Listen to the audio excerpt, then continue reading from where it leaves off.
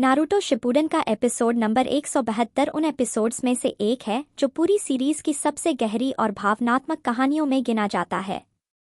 इस एपिसोड में हमें पहली बार साफ तौर पर समझ आता है कि नागाटो, जिसे दुनिया पेन के नाम से जानती है, आखिर वह इंसान कैसे बना जो पूरे विश्व पर दर्द थोपना चाहता है। यह एपिसोड सिर्फ एक फ्लैशबैक नहीं है, बल्कि यह दिखाता है कि युद्ध, भूख, अकेलापन और नफरत एक बच्चे को किस हद तक बदल सकते हैं। एपिसोड की शुरुआत वर्तमान समय से होती है, जहां गामा बंटा बुरी तरह घायल अवस्था में जमीन पर पड़े हुए होते हैं। उनके शरीर पर गहरे जख्म होते हैं और साफ दिखता है कि उन्होंने बहुत बड़ी लड़ाई लड़ी है। वह धीरे धीरे उठने की कोशिश करते हैं। तभी ग्रेट लॉर्ड एल्डर उनसे कहते हैं कि अच्छा हुआ तुम जिंदा हो, मुझे तो पूरा यकीन था कि इस लड़ाई में तुम शायद बच नहीं पाओगे। इसके बाद गामा बंटा सबसे पहला सवाल यही पूछते हैं कि वह लड़का यानी नारुतो कैसा है और इस समय क्या कर रहा है। ग्रेट लॉर्ड एल्डर बताते हैं कि नारुतो इस समय नागाटो से सीधी बातचीत कर रहा है। वह लड़ाई से पहले उसकी सोच और उसकी कहानी समझना चाहता है।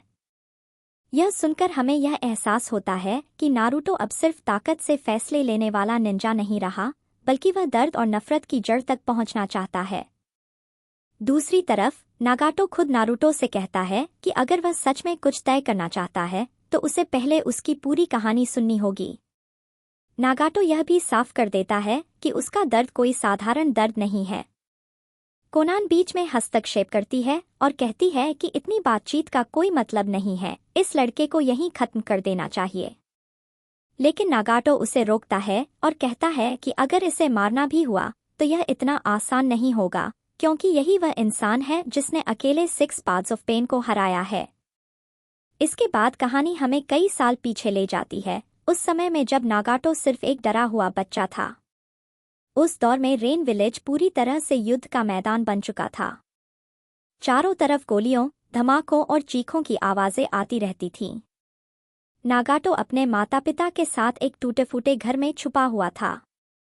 उसके माता पिता बहुत डरे हुए थे, लेकिन फिर भी अपने बच्चे को बचाने की पूरी कोशिश कर रहे थे। बाहर से शिनोबीज की आवाजें सुनाई दे रही थीं, जिससे यह साफ हो रहा था कि कोई भी सुरक्षित नहीं है। नागाटो के पिता कहते हैं कि अब यहाँ रुकना खतरे से खाली नहीं है, उन्हें तुरंत यह जगह छोड़नी होगी। जैसे ही वे बाहर निकलने लगते हैं, नागाटो का पैर जमीन पर पड़े एक धातु के फ्लास्क में फंस जाता है और वह जोर से गिर पड़ता है। इस आवाज से पास में मौजूद 2 शिनोबी चौकन्ने हो जाते हैं और उसी दिशा में आ जाते हैं। वे दोनों असल में लीफ विलेज के शिनोबी होते हैं। नागाटो के पिता उन्हें समझाने की कोशिश करते हैं कि वे आम नागरिक हैं और कोई दुश्मन नहीं। नागाटो की मां भी एक शिनोबी को रोकने की कोशिश करती है, लेकिन हालात बहुत खराब होते हैं। कुछ ही पलों में नागाटो की मां को मार दिया जाता है। उसके पिता अपने बेटे को बचाने की कोशिश करते हैं, लेकिन उन्हें भी वहीं मार दिया जाता है। नागाटो यह सब अपनी आंखों से देखता है। उसका शरीर डर से कांपने लगता है और वह जोर जोर से रोने लगता है। कुछ ही देर बाद शिनोबीज को एहसास होता है कि उनसे बहुत बड़ी गलती हो गई है। वे कहते हैं कि यह तो सिर्फ एक बच्चा है, कोई दुश्मन नहीं। वे माफी मांगने की कोशिश करते हैं, लेकिन तब तक बहुत देर हो चुकी होती है। आसमान में बिजली चमकती है और उसी पल नागाटो का रिनेगन पहली बार एक्टिवेट हो जाता है। उसके अंदर जमा हुआ सारा दर्द और गुस्सा बाहर आ जाता है। कुछ ही क्षणों में वे दोनों शिनोबी मारे जाते हैं। जब नागाटो को होश आता है तो उसके सामने उसके माता पिता की लाशें पड़ी होती हैं। वह जोर से चिल्लाता है और उसी पल उसे असली दर्द का मतलब समझ आता है। वर्तमान में नागाटो नारुतो से कहता है कि उसी दिन उसने सीखा कि दर्द कैसे नफरत में बदलता है। उसी नफरत ने उसे ताकत दी और उसी दिन उसका रास्ता बदल गया। इसके बाद हम देखते हैं कि नागाटो अकेला अपने माता पिता को अलविदा कहता है और वहां से चला जाता है। वह भूख और थकान से परेशान होता है। एक गुफा में वह अपनी आखिरी बची हुई ब्रेड निकालता है और सोचता है कि इसके बाद क्या करेगा। बारिश हो रही होती है और वह चलते चलते जमीन पर गिर पड़ता है। तभी एक कुत्ता उसके पास आता है और उसे चाटने लगता है। नागाटो उठता है और कहता है कि अगर तुम नहीं होते तो शायद मैं मर ही जाता। कुछ समय बाद वह उसी कुत्ते के साथ गुफा में बैठा होता है और कहता है कि उसके पास देने के लिए कुछ भी नहीं है। नागाटो खाने की तलाश में घर घर जाकर दरवाजे खटखटाता है, लेकिन हर जगह से उसे निराशा ही मिलती है। लोग कहते हैं कि उनके पास खुद खाने के लिए कुछ नहीं है।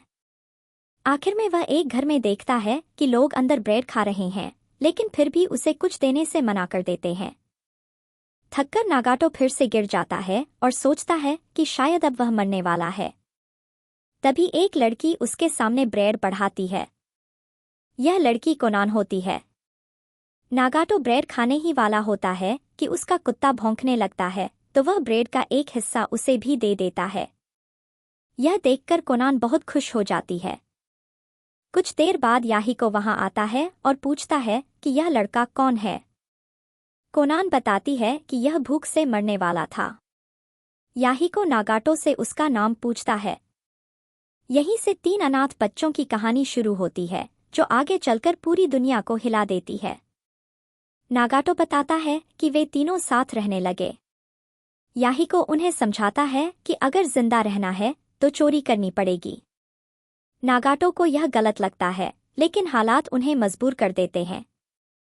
वे खाना चुराते हैं, कई बार पकड़े जाते हैं और अपमान सहते हैं।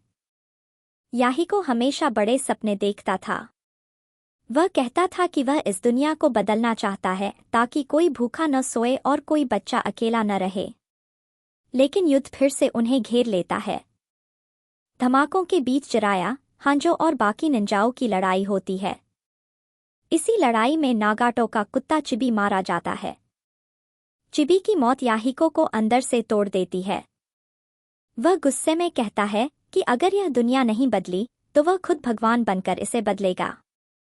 नागाटो बताता है कि उसी दिन याहिको का सपना उसका सपना बन गया।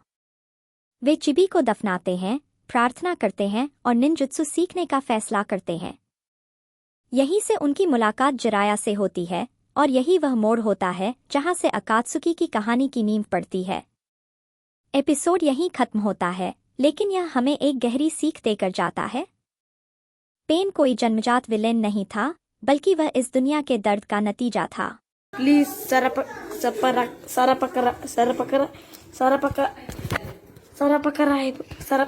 Yes. Okay, thank you.